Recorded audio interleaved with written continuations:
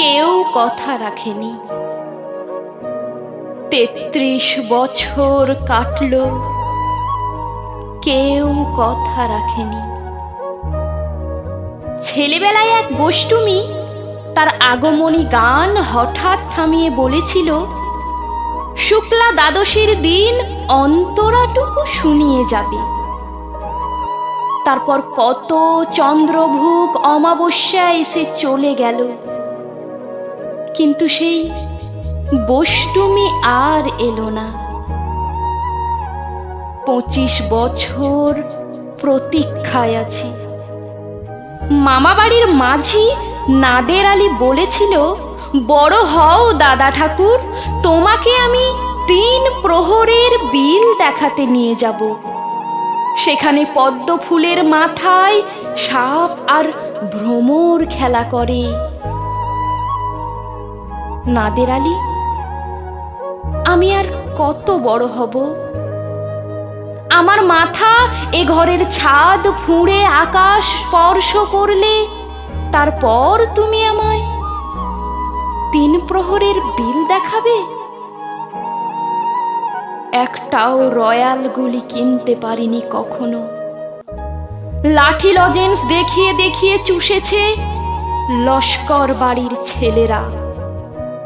ভিখারির মতন চৌধুরীদের গেটে দাঁড়িয়ে দেখেছি ভেতরে রাস উৎসব। অবিরল রঙের ধারার মধ্যে সুবর্ণ কঙ্কন পরা ফর্সা রমণীরা কত রকম আমোদে হেসেছে। আমার দিকে তারা ফিরেও চায়নি।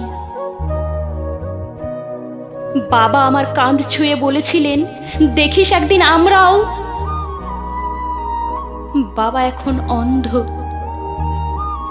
আমাদের দেখা হয়নি কিছু। সেই রয়্যাল গুলি, সেই লাঠি লজেন্স, সেই রাস উৎসব আমায় কেউ ফিরিয়ে দেবে না। বুকের মধ্যে সুগন্ধি রুমাল রেখে বরুণা বলেছিল, যেদিন আমায় সত্যিকারের ভালোবাসবে সেদিন আমার বুকেও এরকম আতরের গন্ধ হবে। ভালোবাসার জন্য আমি হাতের মুঠোয় প্রাণ নিয়েছি। দুরন্ত ষাঁড়ের চোখে বেঁধেছি লাল কাপড়। বিশ্ব সংসার তন্ন তন্ন করে খুঁজে এনেছি ১০৮টা নীল পদ্ম। তবু কথা রাখেনি বরুণা। এখন তার বুকে শুধুই মাংসের গন্ধ। এখনো সে যে কোনো নারী। কেউ কথা রাখেনি। ৩৩ বছর কাটল, কেউ কথা রাখে না। কেউ কথা রাখে না।